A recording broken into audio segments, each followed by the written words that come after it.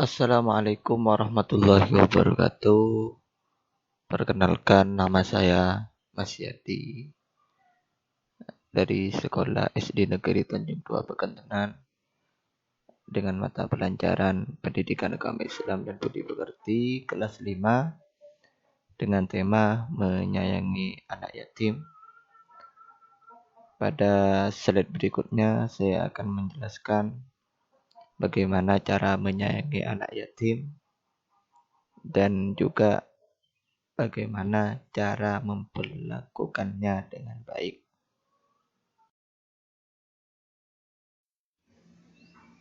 Tujuan pembelajaran, learning objective. Setelah mengikuti pembelajaran, siswa diharapkan mampu menjelaskan arti anak yatim dan kedudukannya dalam Islam, menyebutkan dalil-dalil Al-Quran dan hadis tentang menyayangi anak yatim, menunjukkan sikap peduli dan kasih sayang kepada anak yatim dalam kehidupan sehari-hari, menginternalisasi nilai-nilai empati dan kepedulian sosial. Adapun pendekatan pada materi kali ini yaitu memakai pendekatan deep learning, critical thinking, menganalisis ayat dan hadis, reflektif, mengaitkan dengan pengalaman pribadi, empathy based, menumbuhkan empati terhadap anak yatim, action oriented, mendorong aksi nyata seperti kegiatan sosial. Selanjutnya yaitu materi inti, pengertian anak yatim. Anak yatim adalah anak yang ditinggal wafat oleh ayahnya sebelum balik. Dalam Islam, anak yatim sangat dimuliakan. Jadi, anak yatim itu yang benar, anak yang ditinggal wafat oleh ayahnya sebelum balik. Yang asli anak yatim itu yang ditinggal wafat oleh ayahnya. Yang kedua, dalil tentang anak yatim. Disebutkan dalam Quran surah Al-Ma'un ayat 1-3. Ara'aita alladhi yukadzibu bid-din, fadzalika alladhi yad'ul yatim, wa la yahuddu ala ta'amil miskin. Tahukah kamu orang yang mendustakan agama? Itulah orang yang menghati anak yatim. Hadis Nabi Muhammad SAW,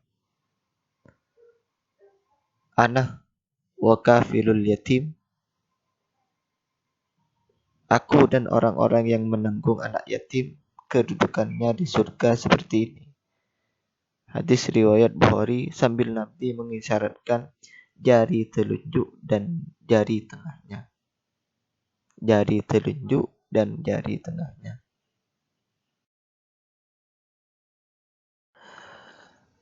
Cara menyayangi anak yatim bagaimana?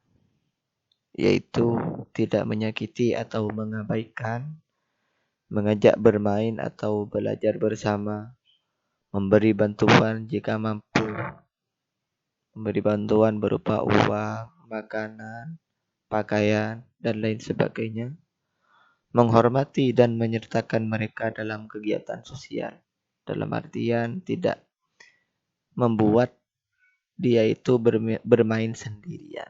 Kita mengajaknya bermain bersama-sama. Aktivitas pembelajaran deep learning, fase 1, stimulasi.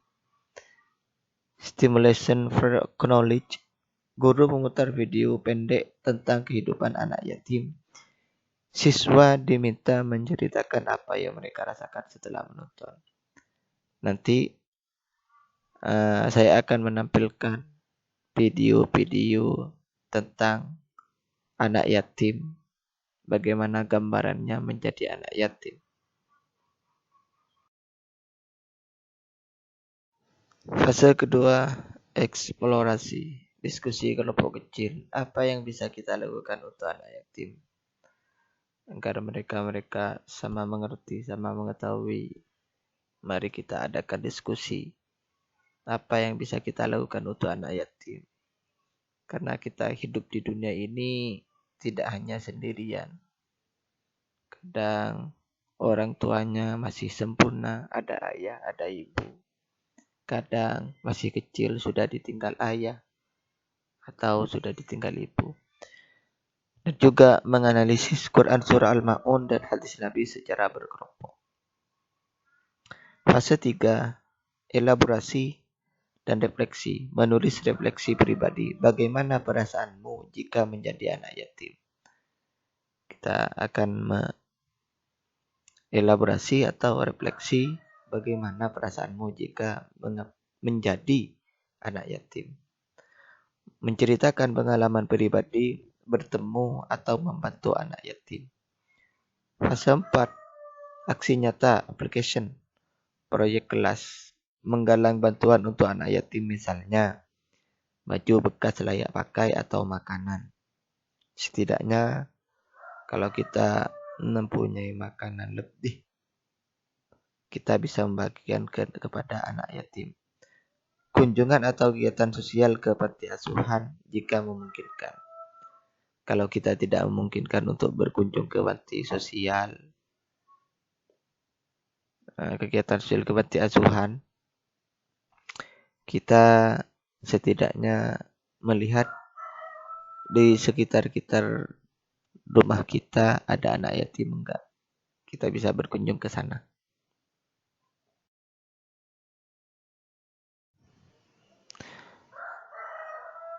Sekian dari saya, semoga dari penjelasan materi yang dipaparkan dari atas bisa menjadi wawasan dan ilmu bagi kita bersama.